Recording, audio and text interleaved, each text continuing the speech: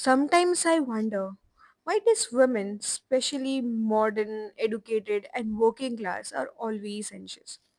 So I wanted to do the research and I found out there are many reasons that are making them anxious. Bad night schedule, not sleeping on time, lot of pressure on their head, working whole day, not taking out time for themselves, overthinking, over analyzing everything, and the most important part, not letting their emotions out. I found a loophole which is making you anxious. You're not giving time to yourself. You're stick to a schedule.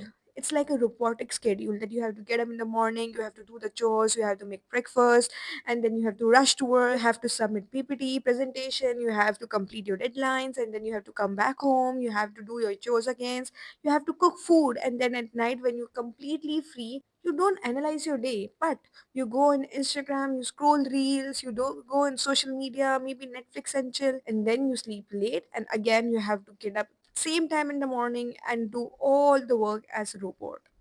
So the loophole in this schedule is that you're not getting time for yourself. Of course, there are many balanced diet, exercising, prioritizing yourself.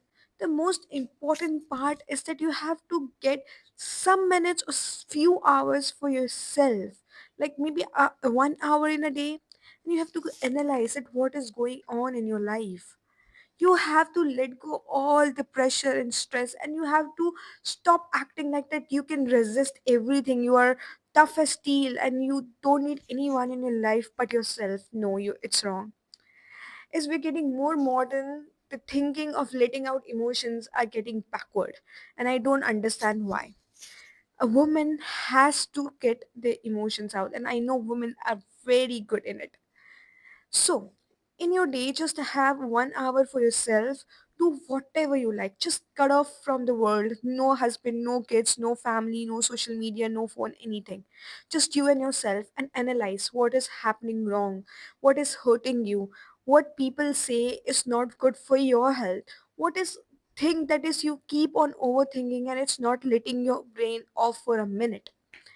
You journalize, you write in your diary, you analyze, you stand up in the mirror and you talk to yourself.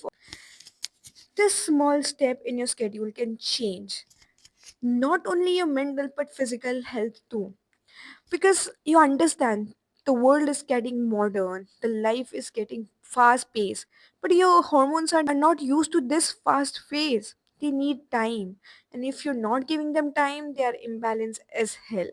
And then you take all kind of medication, yoga, therapy, psychological help, and everything just to balance your hormone, which is not needed if you just take out some time for yourself and analyze your day.